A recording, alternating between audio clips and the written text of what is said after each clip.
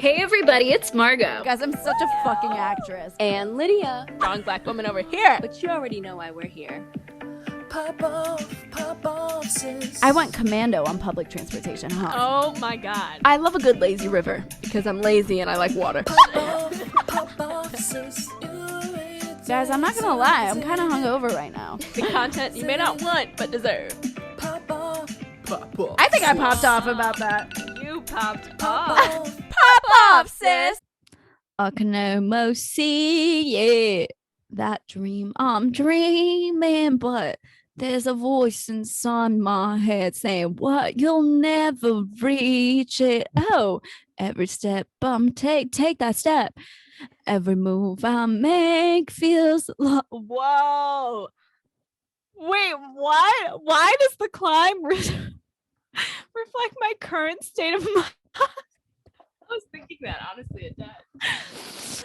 I'm about to cry. Fine. It's the journey, Margot. Don't cry. You're about to cry, right? Cyrus is really understanding me. Hannah Montana. Okay. I love Hannah Montana. I'll keep your secret. I'll keep your secret, Hannah. Hello, everybody, and welcome to another episode. And on this episode, we have a mentally deranged Margot and a sickly Lydia. You're in for a treat. Yeah. Hi. This is not going to be a typical episode, but we are just so dedicated that we are here. I'm currently pouring myself some tea, and we're just going to power through and give you a little quick tea and then go back to our thriving lives. So, Margot, how are you? Lyd, I'm swell. Okay, this roses. I got the vaccine. I got shot number 1 of Moderna, and I didn't post it on Instagram. I felt kind of cool about that. I was like, I got it, and nobody knows. I don't know why that made me feel cool. I don't know. I can't tell you. I'm mentally deranged, but I got shot number 1 and it wasn't like super fun. Had some symptoms. But I'm happy to have it because that means in 6 weeks life will be more back to normal, and that's very exciting. The downside of it, the side effect that I am currently experiencing is my right eye continues to involuntarily twitch every 30 minutes for about 20 seconds long. And that's not fun. It's not fun. I don't know why it's happening. My doctor doesn't know why it's happening. And I don't know if it's going to go away. But, I'm vaccinated, so that's good. Okay, Lydia, take it away. That is very good that you are half vaccinated. You are halfway there. The most important part, your twitch will go away. I promise you. I'm not your doctor. Your doctor sounds like she cannot promise you right now, but it will. As your friend, I'm telling you, it's going to go away. Thank so you. Prayers and thoughts with you on that. I am unwell. I'm not okay. I'm not going to lie to you all. I'm also not going to wear my sunglasses the whole time because I'm not a celebrity, even though but yeah, it's so I just this past weekend when we're recording it, this would have been yesterday, I got my second dose of the Pfizer vaccine. So your girl is on her way to being fully vaccinated in about 2 weeks. I think I'll be fully done and good and ready to go. But yes, I got my second vaccine. It was great, didn't hurt, all good. I spent the day feeling good, and then I woke up the next morning feeling like straight ass. No. I tried to hydrate and do all the precautions beforehand so that this wouldn't happen, but you just can't control what's gonna happen. And I woke up, it felt like an elephant was laying on my entire body. It's just like I felt very like my whole body hurt, and I had a fever. I think that morning it was 100. So then it started going down. It's about 98 right now. So I'm back. No more fever, but I did have quite the fever. Margot's like, what the hell? You did not tell me that, because this is okay. Lydia is making it sound like this was some other day. This was this morning. Okay. Yeah, The okay, day that okay, we're yeah. filming this. Okay. She is currently feverish and still here to bring you the tea. Yeah. You know, the dedication. Yeah. So, okay. So when we're recording this is today, everything that's happened. So right now I'm just feeling like, blah, my body doesn't hurt as much anymore. But I just can't imagine like what it would be like to actually have COVID if this is just like a mini version of it, because whoo, like it was like a mix of the body hurting and then I'd have chills and then it would go back to my body hurting. And now I know what they mean when it's like the shortness of breath. I don't have that, but it's like breathing in kind of feels like more than an ocean because of like just everything feeling heavy. But yeah, I hope it goes away by tomorrow. I think it will. But I think other people have had it worse, even with the Pfizer. I know Moderna can hit people harder, so that's why I'm going to be praying for you, Margot. But the biggest thing is just to stay hydrated. And like I told Margot, if I truly wasn't able to sit here with you all, I wouldn't. But I'm treating it low-key like it's a little bit of history. We're gonna look back on this and it's gonna be like, wow, remember when there was the whole pandemic and you got the vaccine and this is how you felt. It's like a little diary out loud. So yeah, we're gonna keep it short. We're just gonna let you know where we're at. And yeah, but the most important thing is we're getting vaccinated and it's all worth it. And by no means does this mean don't get it. Get it. So yeah, Even if it comes with an eye twitch. Even if it comes with eye twitch. I know my stuff is predictable. This whole eye twitch, not predictable. Again, with your doctor, not predictable. It's fine. It's probably just, you know, like a brain tumor or something unrelated. So perfect. Let us know when it happens. Like if we're talking, just be like, oh, it's happening, because I want to see. I think she's being a little shy because we're filming, although she was not shy in my performance that I had like 30 minutes ago. She was going off. I need to give her a name. What's a good name? Yes, you do. Okay, first of all, is it a she versus a he? I'm feeling a she because she's kind of like, and not that boys can't be dramatic, okay, but she's got a little drama, a little sass to her, a little bit like, oh, you want to play? I'm gonna come in at the most inopportune times, bitch. Right, like you're busy. All right, I'm gonna say hello. Oh, you're recording. Exactly. All right, I'm gonna come through. Oh yeah. Well, she just came for a moment and then she disappeared. See, in and out. You never know where she is. Okay, totally a girl. All right, we need to give her a name. Ooh. I'm getting Stephanie vibes. Okay, Stephanie. Okay, Welcome, Stephanie. Maybe we just need to embrace Stephanie and like then she'll chill. Oh, like, she's coming and going right now. She's a little pissed off that we're talking about her like this. Stephanie, calm your ass down, Stephanie. Jesus. Wow, she really hears us. All right, well, Stephanie, chill. We got about 20 minutes to go and then you can do your thing. All right. So let's just get right into our topics. We're keeping it short today, people. We can't stress that enough. Bachelor tea time. Dun, da, da, da. Wow, I'm so energetic. Yay. All right, Margot, go ahead. Okay, well, first off, there are more pictures of Claire and Dale together, juntos. I don't think they're trying to hide it anymore. I don't think they care. And honestly, with every new picture, I'm like, was the whole thing a publicity stunt? Like, what was the point of the breakup? What is going on? I don't know. I don't get what the publicity stunt is now. Is it that they are together or that they're not? Like, which part of that was the headlines? I don't get it. You know what I mean? Yeah, I didn't think about it that way. It's so true. Like, what is it? Also, it's like we said last week, like the more this happens, the more I don't care. Like, you're reaching, you're thirsty. You both are thirsty. Okay. We want Claire to have love, but also like this isn't doing anything. Like the show's behind you. Just chill. Yeah, I'm sure there'll be another picture next week. I guess we can just assume they're together right now. I don't know. Whatever. They can do what they want. This just reminded me of something that's not actually on our list, but I swear we'll be so quick. Did you see Katie's promo? Like next Bachelorette. Oh my gosh. I'm going to put it as a tab right now. No, I didn't know it came out. It's Lydia. It Wait, is that means the they already filmed it. Okay, go ahead. I think they're filming right now.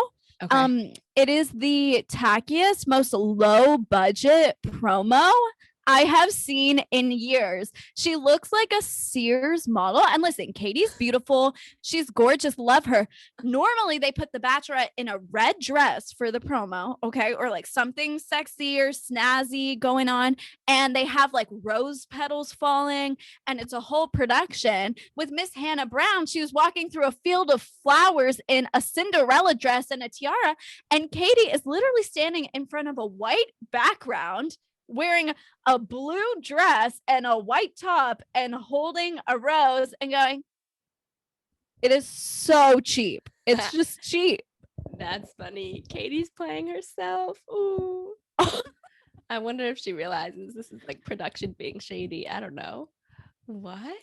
Do you remember that how for Claire's season they were at the cheap can't speak reflects my state of being, the cheap ass motel or whatever, and then all of a sudden we cut to Matt's season. They were in that huge almost palace looking place. Nemacolin. Shout out Nemacolin. Nemacolin, Laquinta versus Nemacolin. I feel like it's like that again. Like they're like, oh, here's all the money for the Bachelor, and then for the Bachelorette, like we'll just put her in this random ass blue skirt with a zipper that looks like it was bought at Walmart. That's crazy. So it's very low budget. Wow. Dang. Sorry, Katie. Watch Michelle get all the things as she should. She should. But She should. That's crazy. Okay, I'll watch it right after this. I can't believe I didn't watch. Katie. Okay. Other Bachelor tea is Rachel and Matt. Seen together in Williamsburg, New York. Picture, photographed evidence. Still can't talk. They claim to be just friends. I'm like, friends don't fly across the country to see each other on the norm. I don't know. I think the whole him breaking up with her, because remember before the final episode, you and I were talking and we were like, we just didn't feel like he would break up with her because of this. We just didn't feel like that was the way he was raised and that's how he felt. And then I was genuinely surprised and very happy for him that he was like, no, this is where I draw the line, which, like, of course, because what she did was so fucked up and racist. And so to see them back together, I'm like, was that all a lie? Was that all a lie? You were lying. You were lying. I couldn't agree more. No, I think it's very probable that they're still together, trying to be on the low or whatever. But no, they know paparazzi is going to find them. So just be honest about it. I mean, he went into it, remember at the beginning of the season, talking about depending on who he ends up with, if it's, a white person over a black girl, then, it's because he's following his heart. Don't think about it. I don't know what I'm saying. I think they're probably together. Yeah. I agree. Yeah. Yikes. He's just as much white as he is black, but let's not forget. I know there's the whole one drop rule and everything, but they're probably together. Now, back to the whole spin of it all. Did they call the paparazzi? Did they happen to plant wherever they would be so that pictures could be taken? Or do you think that was just happenstance? You can never be sure, right? Especially nowadays, because people can take pictures off an iPhone and it could really be a paparazzi, and then they can be like, a fan spotted. But they were really low qual pictures. Okay. It did look like it was taken off of someone's iPhone, and they weren't facing the camera. They were walking in the other direction. So I don't know. But all I'm saying is it's suspicious and it's weird that they wouldn't. I feel like if they really were back together, there would be some sort of statement that one of them would make to try and be like, we're doing the right thing. Like, we are talking through it. We're going to therapy or whatever. I'm helping educate Rachel. Rachel's doing the work, whatever. But the fact that they haven't said anything and then these pictures come out, I'm like, whoa, you guys were caught red-handed. That is so true. I think you're right. There would be some sort of statement. So this is like in secrecy or whatever. Oh, okay. We're going to stay tuned. Ooh. Okay. Switching gears a little bit. I've talked about the show The Talk in the past. We've talked about, their whole drama with Sharon Osbourne, and they've been on a hiatus the past couple weeks. They return this Monday, April 12th, and it, is the first show back without Sharon. And I don't know, I'm going to watch it just because I want to see like how they address everything, because they're going to have to. Right. Yeah. But I just think it's funny because the two, it's a talk show, so there's different guests every day. And the two planned guests for the first show back is Dr. Donald E. Grant, and he's going to talk about advice on how to have difficult conversations about race. And then Dr. Anita Phillips is going to discuss how to heal after a painful event or conversation. So they're clearly going to address it head on. So I think that's good. But, right. I'm going to be watching with my popcorn like, ooh, is it going to be shady? Are they going to talk about Sharon? Or are they just going to completely ignore the fact that she's gone and focus on like with a reason? I don't know. Oh, yeah. I'm intrigued, and I hope you're watching with that popcorn with less of a fever. Thank you. I hope so too. As I breathe deeply and not focus on my headache. Okay. And then we just wanted to touch on the final 2 episodes of Demi Lovato's YouTube documentary, Dancing with the Devil, because it has wrapped up. Thoughts? Okay. I thought they did a great job with this documentary overall. What I will say is, I'm sorry, I wanted more info about her and her ex-fiance, Max. They talk about it, but very, they just kind of show some clips of her saying, I'm engaged. I'm so excited. Cutting to 2 months later, I'm not engaged, and he wasn't who I thought I was. But they don't talk about any of the drama, which I want to know a little bit of. Okay, sue me.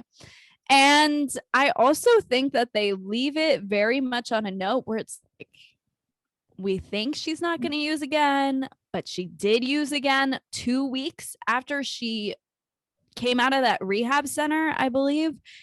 And there is that Elton John quote, and I forget if it's in the first 2 episodes or in the last 2. I forget where it lies in the documentary, but where he says, for me, if you're an alcoholic or if you're a drug addict, if you have any, even just a little bit, you're not going to stay sober. Like, that's not what sobriety is.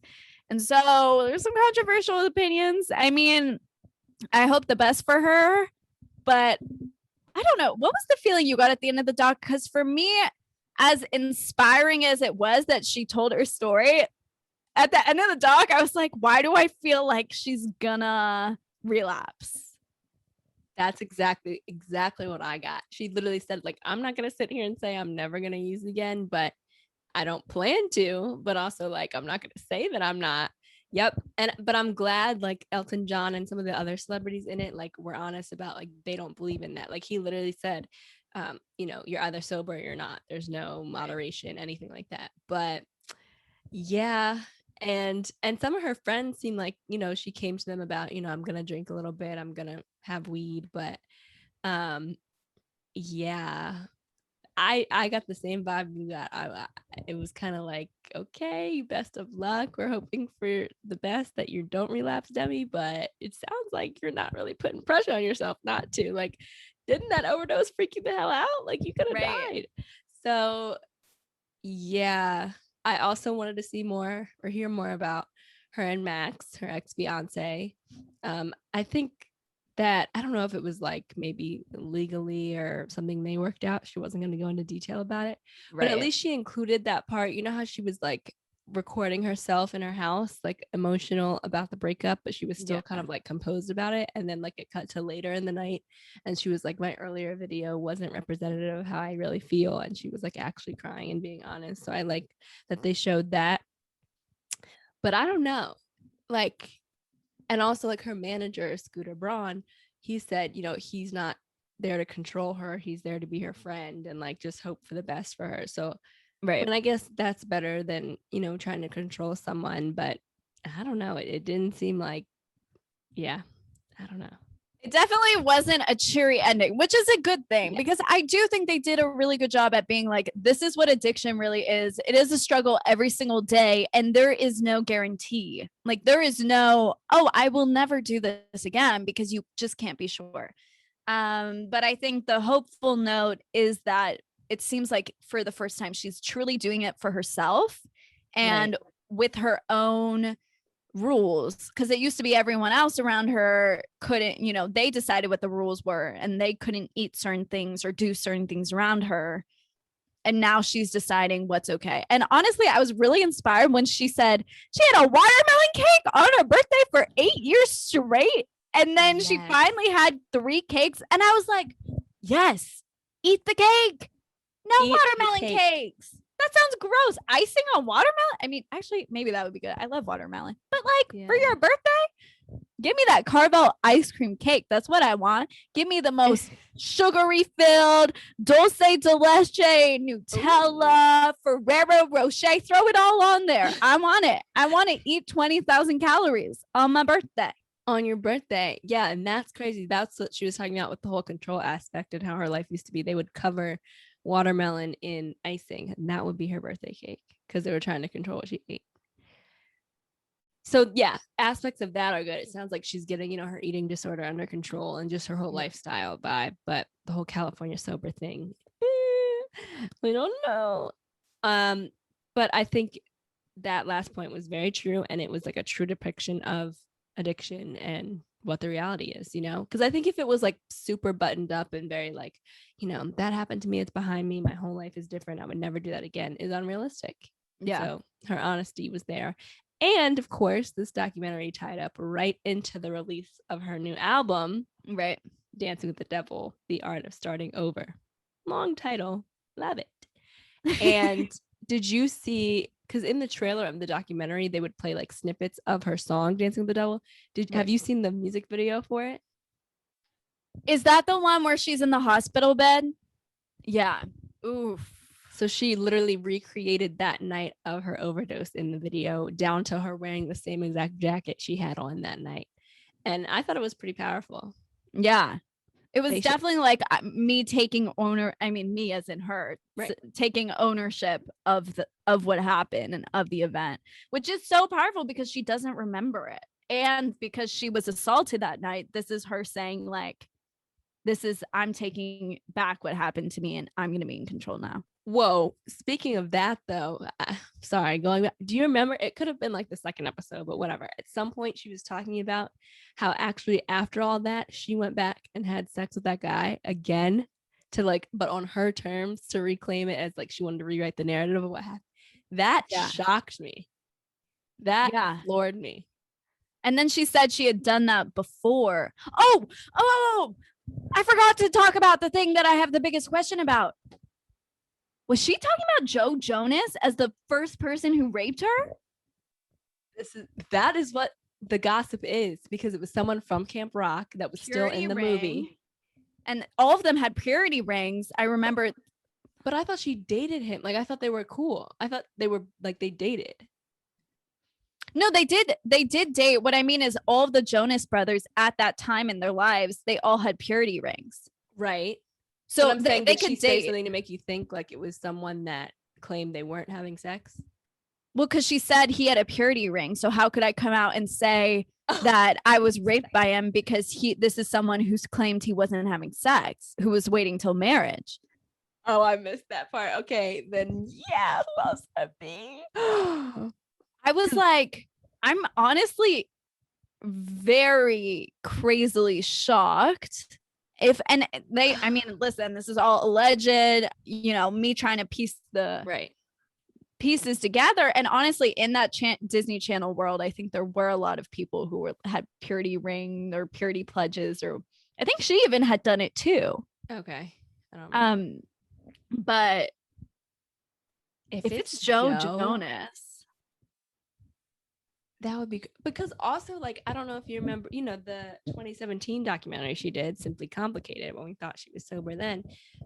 I think they were in it, or at least Nick was. No, all 3 brothers at one point, like, were in the documentary talking about her and, like, how far she's come. To me, it's like, I feel like Joe would want to get as far away from her as possible, just in case this ever came out. But also then maybe you don't get far away from her, because then that causes speculation now that this has come out.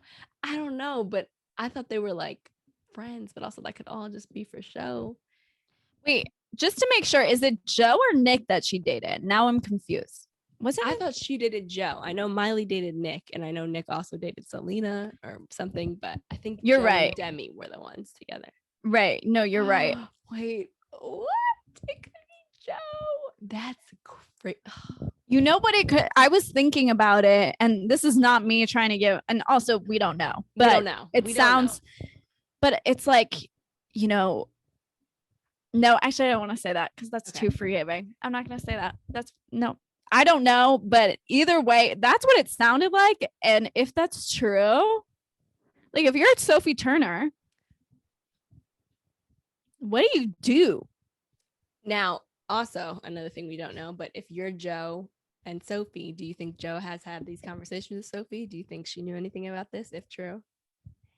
I mean, this is what I was going to say, and I don't want to say it because no, I'm going to say it, but I feel like it takes too much power away, or like says like, oh, he didn't mean to or whatever. But it could be like he never perceived that situation as problematic or as rape. And so he was just like, oh, we just had sex. Yeah. And now she's saying that. And now he has to go back and think about his 15-year-old self and try and recall the event and piece it together and figure out that that's what he did. If it is him or whoever did it, whoever Right. she's calling out. You're right. No, because I remember watching that and then like thinking about the cast and the guys on the cast, and you know, they were all kind of just like the other campers. No one was really like a popular character other than the Jonas Brothers. So, and I can't believe that went over my head about her talking about the purity ring. It's Joe then. We don't know, but it's probably Joe. That's really, ooh. And then they had to do another movie together. Right. I remember she said he didn't get taken off the movie. So somebody knew. I mean, she must have said something, right? Because she talked about how they didn't get taken off the movie. Yeah. I mean, who else could it be? You know what I mean? Right. Like, it has to be one of the Jonas, but they were, and the only one who had a lead role. That was her love interest. Yeah. No. Well, at least on one hand, regardless of who it is, good for her for being brave to speak up about it in some way. I know she didn't tell us who, but Yeah. she talked about the situation, which is like jaw-dropping. But I was just gonna say also to end it out is so yeah, the album is out and I've listened to most of the songs. Some are really good. She has a song on there with Noah Cyrus, who now she is claimed to be dating, which is like, have you heard about this? That? No. So you know how at the end of the documentary, she was like, I'm too queer to marry a man or something. Yeah. And she's been open about being bisexual. But yeah, so there's rumors now that she's dating Noah, Miley's little sister, which is like, I guess age aside, like, I don't believe that, but I don't know.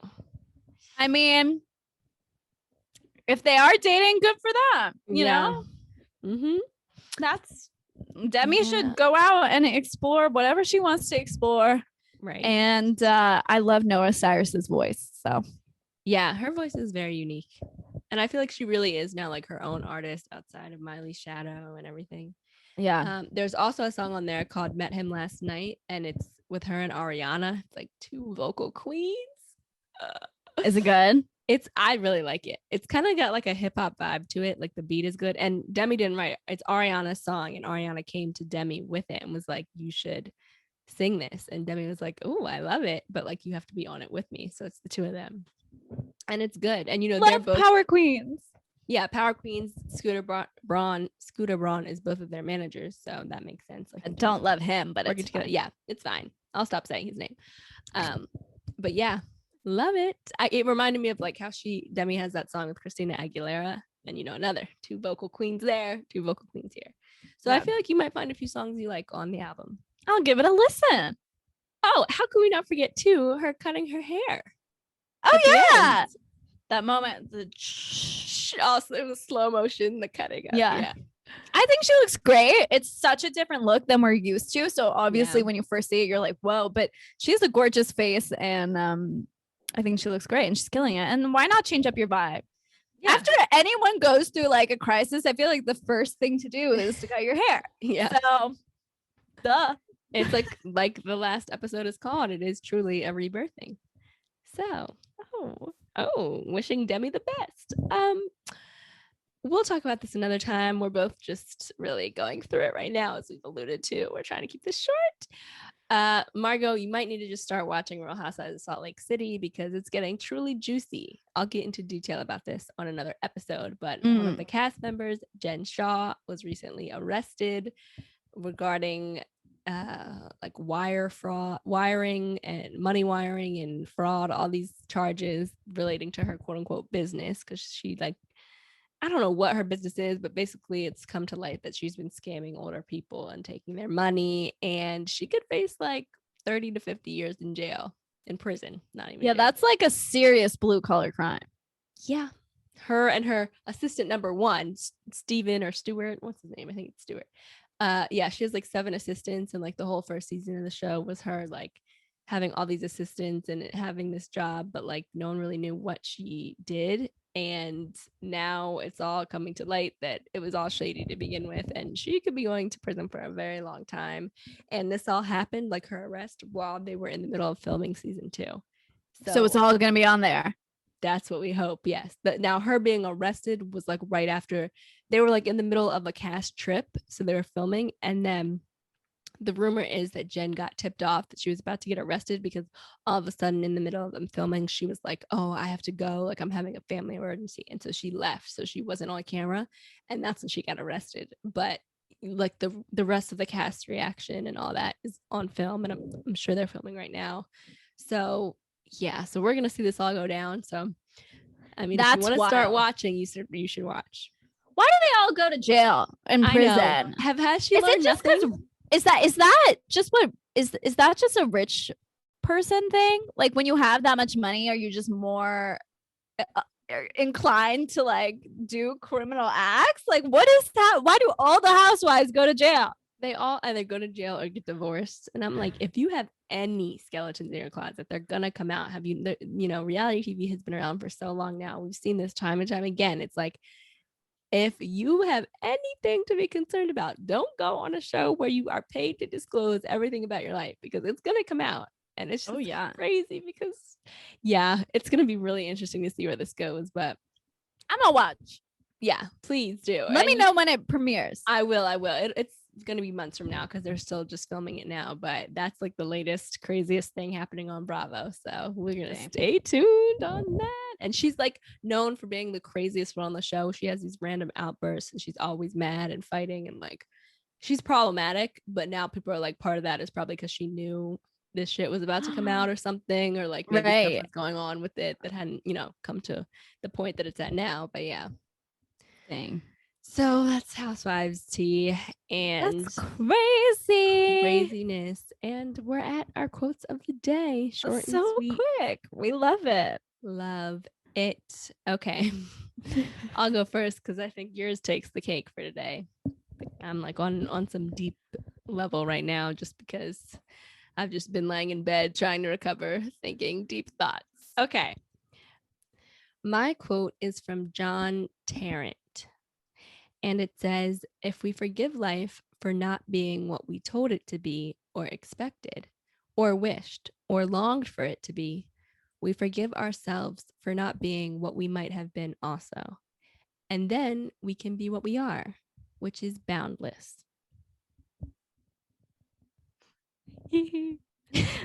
Not me about to burst into tears over here. That was beautiful. Okay, and on to the quote that I think just really sums up what Lydia and I have done here today, specifically Lydia. It is by Sting, and it is, should I do a British accent? Is that what she said? Is Sting Brit? Yeah, he's British, right? I didn't even know if he was British. I just thought he was. Whatever, with this foreign, I'm going to do it in a British accent. Okay, here it is. I do. Why that sounds so. Okay, here we go. I do. Okay, I'm gonna say it in my regular voice. He is indeed from the UK, though, just FYI. So you're right. Why can't I do a British accent anymore? Okay, it's because of Stephanie. She's messing me up. Okay. Yeah. Okay. Hello, love. All right, I think I can do this. I do my best work when I am in pain and turmoil. And that is my quote today. Thank you, Sting. Thank you, Lydia. Thank you, listeners, for coming on this journey with us today. I hope it has been entertaining. Yes, thank you, Margot. Thank you for that. And everyone, be safe. See you soon. Goodbye. Pray for Bye, us. y'all. And that's the show. Stalk us on Instagram at popoffsis.podcast and check out our Pop Off Sis YouTube channel. We'll see you next time. Pop off, sis.